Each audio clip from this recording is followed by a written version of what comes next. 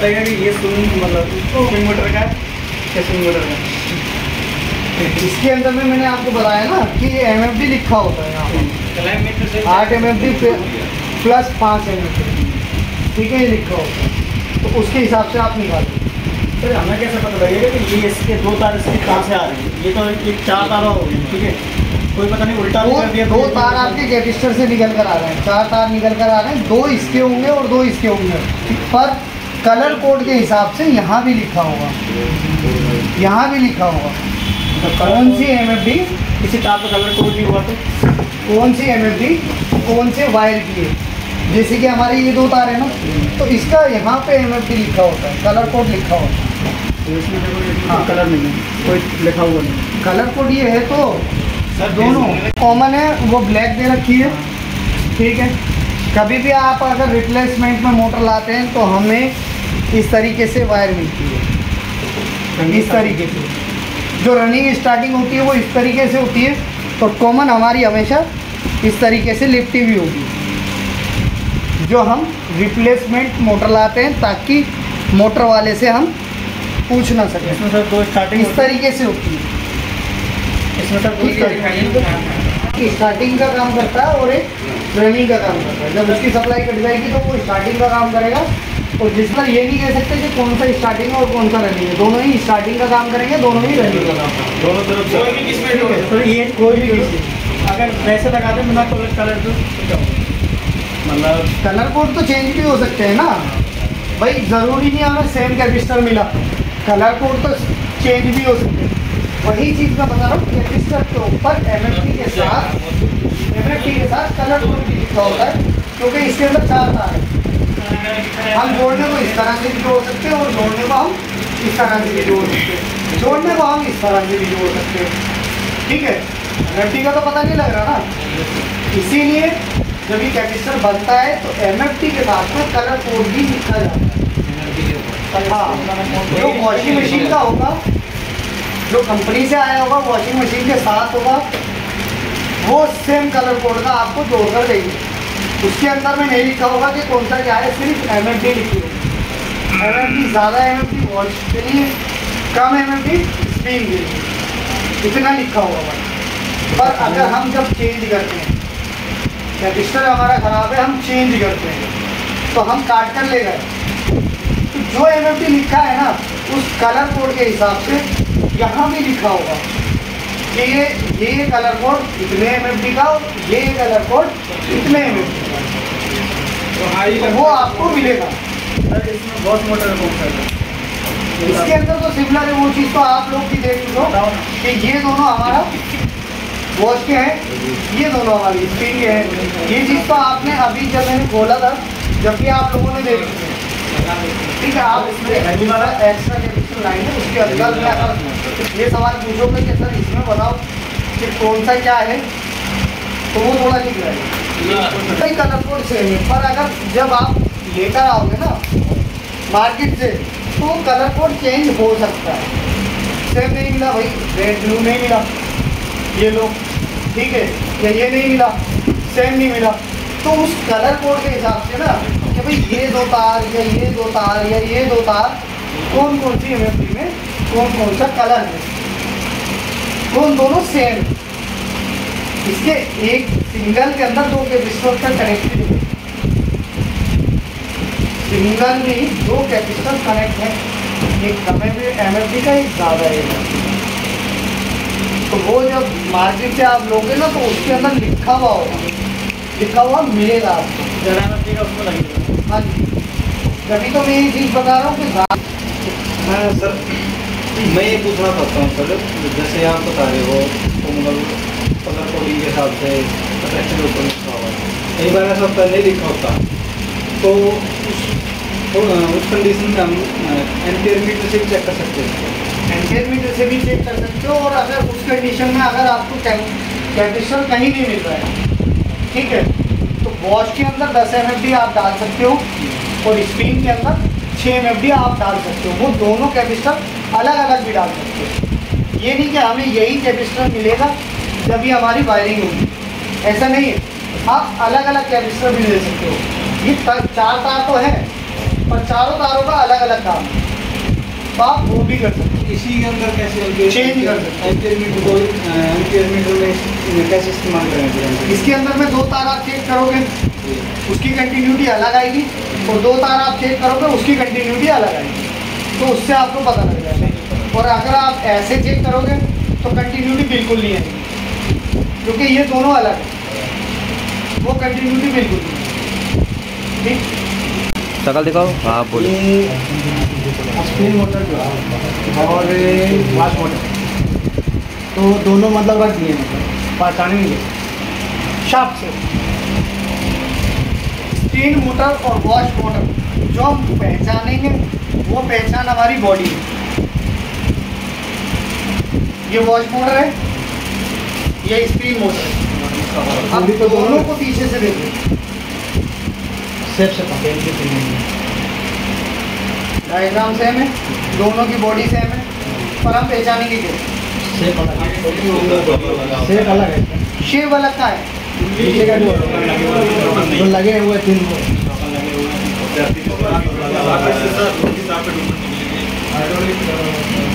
हम जो चेक करेंगे ना, वो शाफ्ट से चेक करेंगे, शाफ्ट। और दूसरा हम जो चेक करेंगे, वो अपने शॉकर के अंदाजे से चेक करेंगे। उसके अंदर गोल होल है तो बोल्ट लगेगा, बोल्ट लगेगा, ठीक है। और इसके अंदर में शॉकर लगेगा तो स्क्रू के साथ लगेगा। इसका देखो बॉडी इस तरह की है, और इसकी देखो नहीं चेंजिंग, तो यहाँ से भी पता करेंगे। नहीं तो अगर इसकी बॉडी और इसकी बॉडी चेंज कर दी जाए ना, तो दोनों का काम सेम है, दोनों का ही काम सेम है।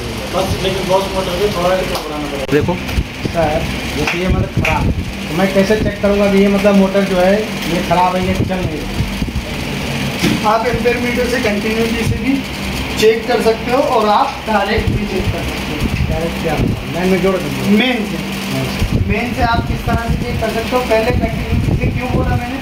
क्योंकि आप पहले मोटर की शॉर्ट चेक करोगे। मोटर शॉर्ट तो नहीं है, क्योंकि अगर आप उसके अंदर न्यूट्रल फेज देते हो, तो अगर मोटर शॉर्ट है तो पूरी बॉडी में करंट आ जाएगा। आप अगर मोटर को टच करते हो तो करंट मारेगा वो, ठीक है। इसलिए पहले आप कंटिन्यूटी चेक करोगे, तीनों तारों पे लगा के और बॉडी पे टच करके कंटिन्यूटी पे चेक करोगे, मोटर शॉर्ट तो नहीं है। जब वो शॉर्ट नहीं है, उसके बाद में एक न्यूट्रल बना दोगे, जो न्यूट्रल है, न्यूट्रल में कनेक्शन दे दोगे, और एक दे दोगे आप फेस में। एक वायर बचा, अब आप लोग सोच रहे हो कि एक वायर बचा, उसके अंदर भी फेस आता है, उसके अंदर रिवर्स फेस आता है, उसको आप पहले टेप कर दोगे या ब्रेक कर दोगे, काट दोगे या टेप कर दोगे, उसको ब्रेक करना है, बंद करना है। दोनों तारों को लगा के बोर्ड में आप जब कनेक्शन दोगे तो मोटर वाइब्रेशन करने लगेगी, मोटर वाइब्रेशन करने लगेगी। अगर आपने घुमाया उस साइड से ही चली, तो आप फिर दूसरी साइड चेक करोगे कि हमारी एक साइड की वाइंडिंग ठीक है, दूसरी साइड की वाइंडिंग तो खराब नहीं होगी, वो दूसरी साइड चेक करोगे। क्यों? क्योंकि आप उसके अंदर कैपेसिटर नहीं लगा रहे, आप स्टार्टिंग जो दे रहे हो वो हाथ से दे, कैपेसिटर लगा के तो अपने आप स्टार्ट हो जाता है। इसलिए आप हाथ से स्टार्टिंग दे रहे हो, तो आप दोनों स्पीडों को चेक करोगे। जिस स्पीड में कमी हो, दिक्कत हो, हल्की स्पीड हो या हाई स्पीड हो, जैसे भी वो प्रॉब्लम आती है, तो मोटर खराब है आपको मोटर चेंज करना पड़ेगा। इसका खराब होने का रीज़न पानी भी जा सकता है, बेरिंग भी खराब हो सकते हैं, रूटर भी उतर सकता है चापट से, ठीक है। मोटर कुछ भी, हमारा स्टार्टर भी खराब हो सकता है, खराब होने के कारण बहुत सारा, ठीक। ये कंटिन्यूटी क्या है? मल्टीमीटर है? कंटिन्यूटी मल्टीमीटर का एक ऑप्शन है। मल्टीमीटर में, एम्पेयर मीटर में हमारे एक ऑप्शन है कंटिन्यूटी, जो हमें दर्शाता है कि क्या चीज़ सही है और क्या चीज़ खराब है। जो हम लोगों को दर्शाता है क्या चीज़ सही है और क्या चीज़ खराब है, तो वो उस ऑप्शन से दर्शाता है। जैसे ही स्पिन मोटर में शॉकर लगे हुए हैं, शॉकर की वजह से हमारा स्पिन जो है ड्रम जो है साइड में टकरा रहा है, एक साइड में, तो सर हम तीनों शॉकर चेंज करेंगे या एक ही शॉकर चेंज करेंगे? एक शॉकर खराब है, हम तीनों ही चेंज करेंगे। तीनों ही चेंज। क्यों? क्योंकि जब एक शॉकर हमारा खराब हुआ है तो उन दोनों शॉकरों पे भी तो लोड पड़ा होगा। अगर हमारा एक शॉकर दब गया है या लूज हो गया है तो लगे हुए तो दो शॉकर और भी हैं। जो काम उस अकेले का है वो काम उन दोनों का भी तो वही सेम है, सिमिलर है। तो इसलिए हमें तीनों ही शॉकर चेंज करना है। और मैं आपको बताता हूँ, जब हम कपड़े डालते हैं तो हमारा ड्रम जो आपस में टकराता है वो किस लिए टकराता है? पहली चीज़ तो हमारी सील रबर, ठीक है।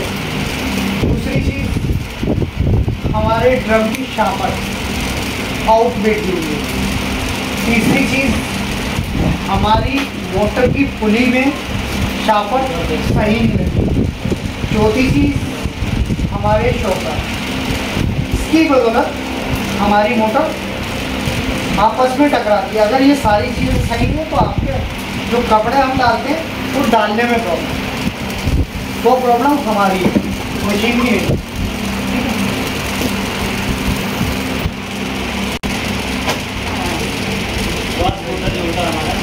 कभी कभी एंटी क्लॉकवाइज और क्लॉकवाइज घूमता है, कभी कभी तो एक ही तरफ घूमता है, क्लॉकवाइज चलता है।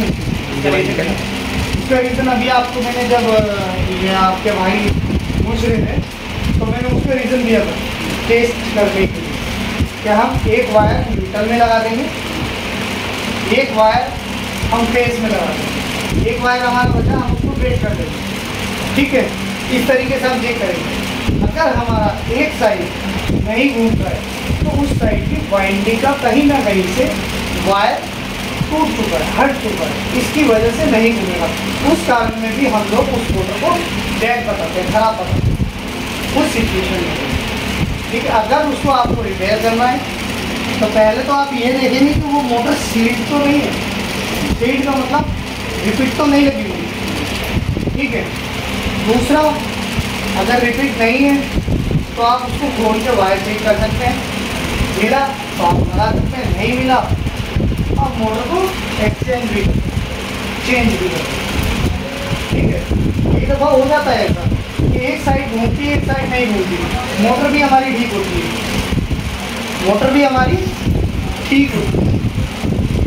फिर भी हमने टेस्टिंग किया, दोनों साइड पर लगाया, हमारी राइट भी घूम रही है, लेफ्ट भी घूम रही है, क्लॉकवाइज एंटी क्लॉक दोनों घूम रही है। फिर भी उसके अंदर क्या प्रॉब्लम होती है? उसके अंदर हमारे टाइमर की प्रॉब्लम। जब हम टाइमर को चेक करेंगे ना तो हम वहाँ से वायर काट कर हम दोनों फेस को चेक करेंगे, टाइमर से निकलने वाले दोनों फेस को चेक करेंगे, कौन सा फेस निकल रहा है और कौन सा नहीं निकल रहा है। अगर दोनों फेस निकल रहे हैं तो हमारा टाइमर ठीक है, नहीं निकल रहे तो हमारा टाइमर कहाँ पे, हम टाइमर को चेंज करें। इस तरीके से आपकी जो प्रॉब्लम है वो सॉल्व करें, ठीक है। किसी और का कोई और सवाल? कंटिन्यूटी से चेक करेंगे, कंटिन्यूटी से भी चेक करेंगे हम, और हम न्यूट्रल फेस दे के भी चेक कर सकते हैं, ठीक है। टाइम एक बार बता देना जरूर।